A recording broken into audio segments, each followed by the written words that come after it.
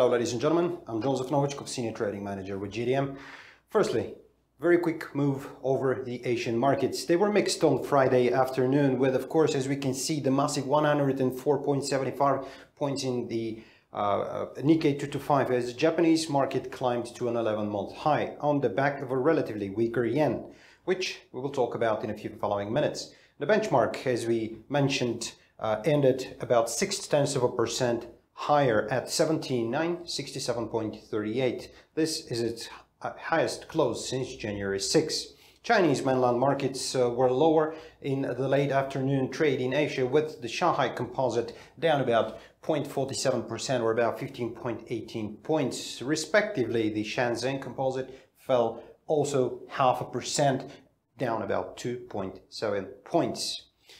Of course, the yen was lower on Friday versus the dollar. Right now, currently trading at 110.61. As of course, we can see an increase of 0.47% higher in the day. Of course, strong performance in the area of floating exchange rates are at the moment where pair is about 0.5% higher on the day, but of course it reached its peak at 110.95 during the Asian session. Of course, this is after the dollar pushed above 13.5-year high, as investors, of course, are now betting on the December rate hike. European stock 600 in the European area down about 0.23% on Friday.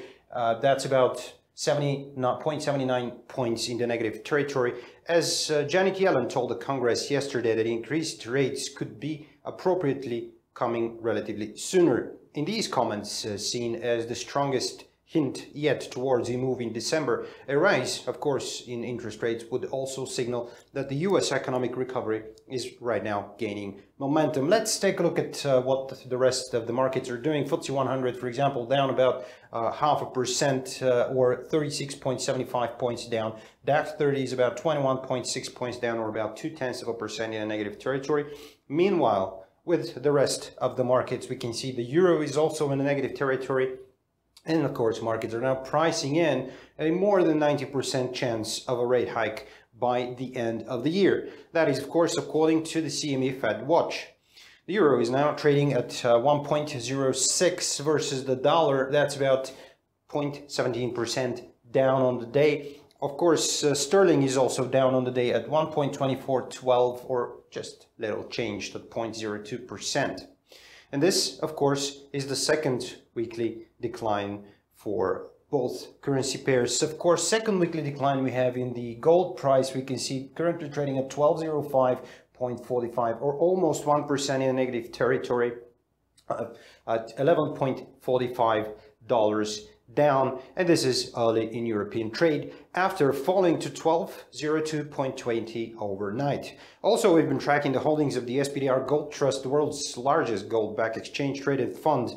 They fell about 0.6% to 920.63 tons. That is as Thursday's report. Holdings have now decreased about 2.33% so far this month. Oil prices have also declined on Friday as strengthening US dollar beat back the renewed hopes that OPEC might finally agree production cuts. West Texas Intermediate crude, as we can see, is down to 44.80 a barrel. And this is about 63 cents in negative territory, or about 1.25% on the day. And this is ahead of the official OPEC meeting in Doha. That's all from the most important news of today. We will keep you up to date, and I'll see you next time. Bye-bye.